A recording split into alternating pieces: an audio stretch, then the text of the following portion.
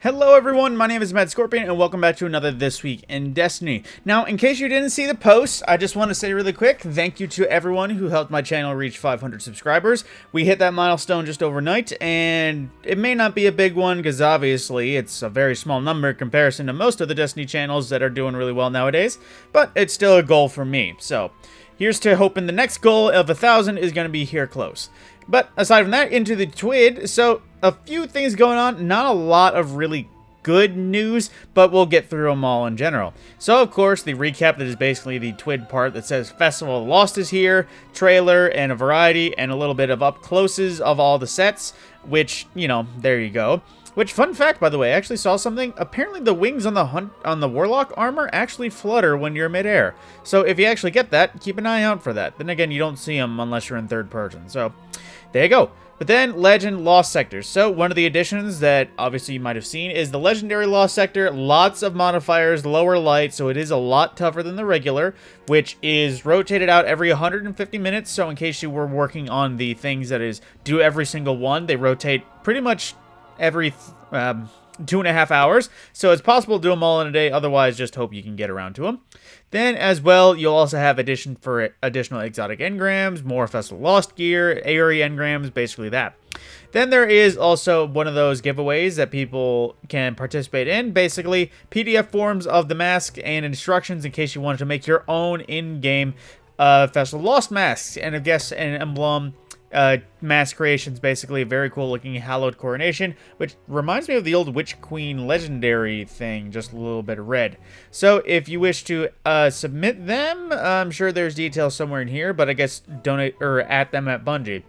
And then, of course, the Gotta Go Fast update. Basically, all sparrows will be as fast as Always On Time in the next update, all while Always On Time still retains a few benefits to it. So while Always On Time is still the best sparrow in terms of fuel economy, boost range, and everything like that, everything else will be just as fast. And they'll also add an option to reduce the speed in case you liked the old speed for handling, and there's that. Then, of course, double the Nightfall loot, which means that until the end of this week at reset, we'll have double Nightfall loops. And then, as well, they're giving us some details on what is leaving the pools already. But also, this is something important. This is Buzzard's final week. It'll be in rotation, and the Adept will be available. So if for some reason you want the Buzzard Adept, now is the week to go for it because it will no longer be there until it returns, which could be multiple seasons. Same with the Swarm. Now, normally I would have been sadder about the Swarm because I had a few good rolls, but honestly, its newest version hasn't had many good things worth keeping. Then as well for Trials, Immortal and Astral Horizon, probably two of the things that people have been in Trials of Osiris most for, will be leaving the rotation after the season, and next week's, wait, next week will be the last one for the Immortal, so if you want Immortal or Immortal Adept, that is the best way to get it from just playing, otherwise you'll have to focus either of them. And then Checkmate Rumble. I believe this is it's currently active this week. Then Control will be back for the next week, or for the next 3 before Survival serves as the seat. Okay, I'm not sure, but yeah. Checkmate Rumble. Then, of course, Prime Gaming drops, which is all Festival of Lost themed. I know all of this, maybe not the shell, it's hard to say, but yeah, all of this stuff is stuff from old Festival of Lost, like literally back during year 1, year 2-ish. So if you want to get your hands on this from the Prime Gaming drop and not have to spend anything on it, there you go.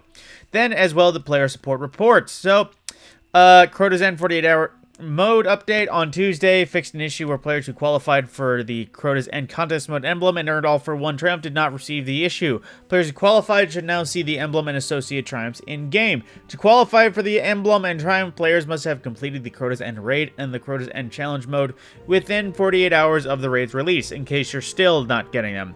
So I guess that's the last we'll be seeing that. As well, event card items. Festival Lost concludes on the weekly reset of November 7th. Players should make sure they claimed any completed objectives and rewards from the Festival Lost event card prior to conclusion, as the event card and any unclaimed challenges or rewards will no longer be available once the event ends.